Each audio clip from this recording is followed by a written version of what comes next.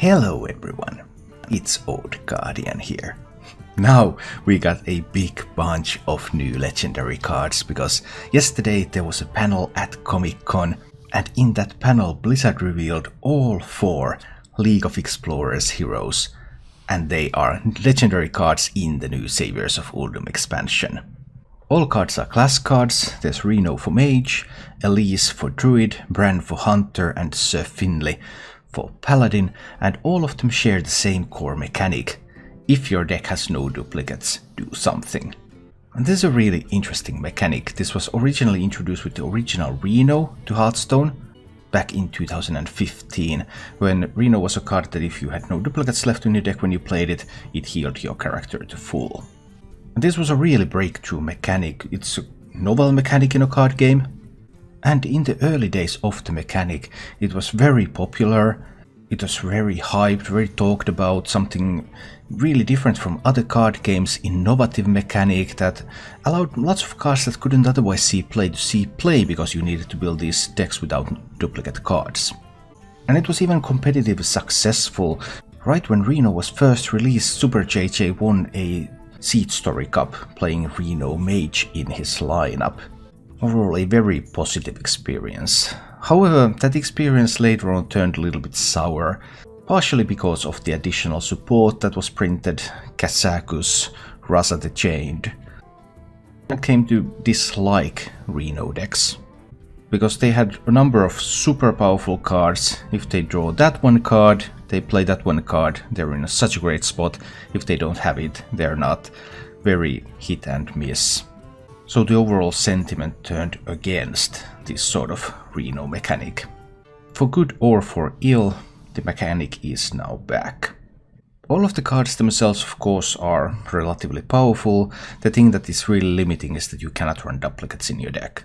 So you reduce the consistency of your deck, you intentionally make your deck a lot worse by not including duplicate cards. You are really unpredictable in what you can draw in order to include these cards, and is that sacrifice worth it, is the big question.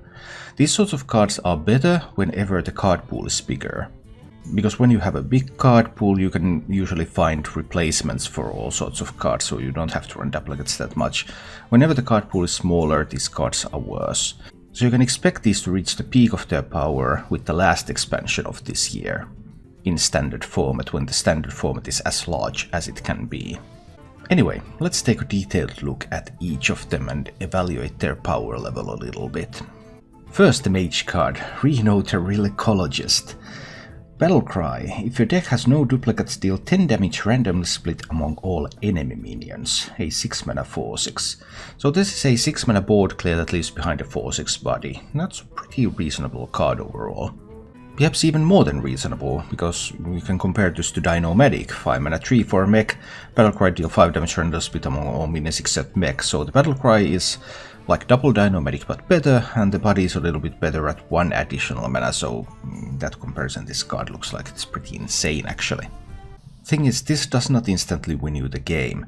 It clears the board, it only hits enemy minions. So if you have some kind of a board, they have some kind of a board, you can wipe theirs and gain a huge tempo advantage.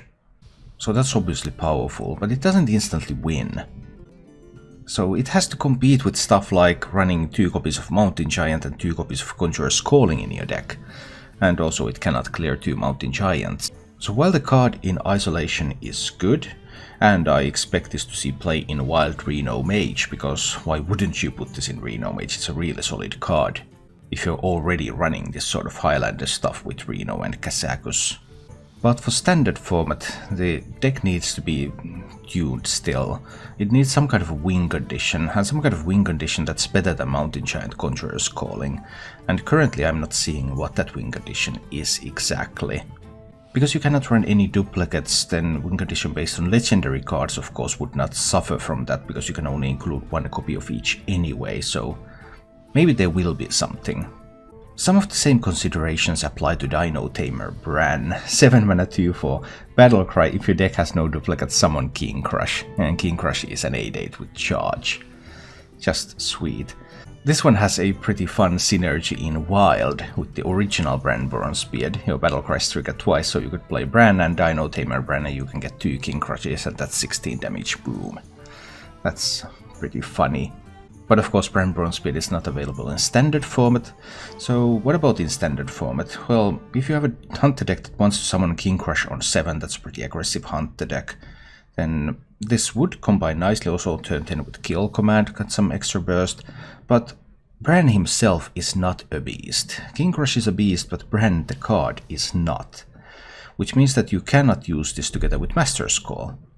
Well, you can, but even including a single copy of a non-beast minion into your deck if you want to run Master's Call reduces your odds to draw 3 cards quite a lot. And also running no duplicates, that means you can run only 1 Kill Command, you can run only 1 Animal Companion. You might be able to build something with secrets, because with secret packages you can run a pretty wide variety of secrets. You run the Subject 9. I think some kind of finisher for a no duplicate Secret Hunter. This might be an interesting card, for example. Then what I consider to be perhaps the most interesting of the cards, Elise the Enlightened. A druid minion, 5 mana 5/5, battlecry, if your deck has no duplicates, duplicate your hand. And the way I see this being played is, well, first of all, what do you want to duplicate? Well, if you want to duplicate a regular card, then why just not put 2 copies of that card into your deck and not run Elise? Wouldn't that make sense? But you probably want to duplicate some legendaries, because if you duplicate legendaries, of course you can't put 2 of them into your deck anyway. So one option is to build some kind of a Nomi druid. You can get some additional Nomis, and you can get some additional copies of Libidinous Floop. Or build some kind of Malygos druid. Also, you get additional copies of Malygos, you get additional copies of Libidinous Floop. So, assuming that you're going to play Elise at the very end of the game, you can just build a regular deck. It can have all the duplicates at once. You play this one, there's like 1 card left in your deck. There might be a few more if you have drawn all the duplicates already. And then you get all of those copies. So let's say your hand is Malygos, Floop and 2 Moonfires. You play Elise, then you have 2 copies of Malygos, 2 copies of Floop, 4 Moonfires. Next turn you play Malygos, you don't care what happens to that. The turn after that it's Floop, Floop, both of them are Malygoses, then 4 Moonfires to the face for 44 damage. So the combo potential is definitely there with this card. The main question really is survivability, because Malygos combos technically already exist in the game. Floop is already there, Malygos is already there. Dream Battle Flores to discount minions is already there. The reason Malygos Druid is not being played right now is not that Malygos Druid wouldn't have damage in the end of the game. It's that Malygos Druid cannot survive until the end of the game. So to me, Elise looks like it's going to be an interesting combo card. You can start thinking about all sorts of legendary cards. If you would have 2 of them, what could you achieve with that? But the main issue of slower Druid decks right now is survival, and Druid simply cannot survive long enough. And it needs some tools to solve that problem first. And finally we have the Paladin card, Sir Finley of the Sands. 2 mana 2/3 Murloc, battlecry, if your deck has no duplicates, discover an upgraded hero power. So this refers to the Justicar True Heart hero powers, so Paladin rolls 2 1/1s, Rogue gets a 2/2 dagger, Mage pings for 2, Hunter deals 3 damage to face, and so on. So there's a discover pool of 9 hero powers with this card, because you can also discover the upgraded Paladin hero power, so all classes are available. If you want to discover one specific hero power from a pool of 9 candidates, your odds of doing that are 33%. If you're fine with 1 out of 3, let's say you're fine with Hunter, Mage or Rogue, let's deal some damage, that's 76%. 1 out of 4 would make it already 88%. So the odds are actually pretty good that you can significantly upgrade your hero power for whatever you want to be doing. The only real question is that worth sacrificing all the duplicates from your deck? Traditionally Finley saw most play in aggro decks, so this could go in some kind of aggro Paladin, then you get the 3 damage Hunter hero power and ping ping ping, or even Warlock hero power and draw draw draw. Just very powerful applications. But this might even find its way into some kind of slower deck. Maybe. But then again, if you think about something like Holy Wrath Paladin, you want to have 2 copies of Holy Wrath, so I'm not sure how it will all turn out.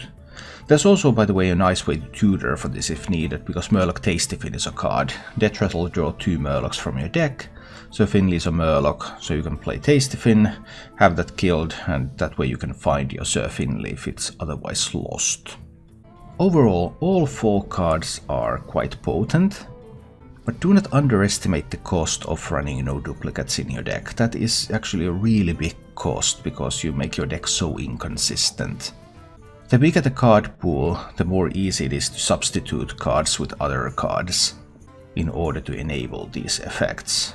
And in case of Elise, which is kind of like a combo card for Druid, you don't even have to care because you will draw the cards anyway. But can Druid survive until Elise? Does Mage have a win condition to use with Reno, or do they just want to do Mountain Giant Conjurer's Calling? Does Paladin have enough replacements to really run Sir Finley? Can Hunter forego Master's Call? Maybe with a secret package it could. That's a lot of questions, but the no duplicates mechanic is back, and there will be a lot of interesting decks to brew with these cards for sure. Thank you for watching. If you enjoyed the show, please click the like button and subscribe to my channel for more.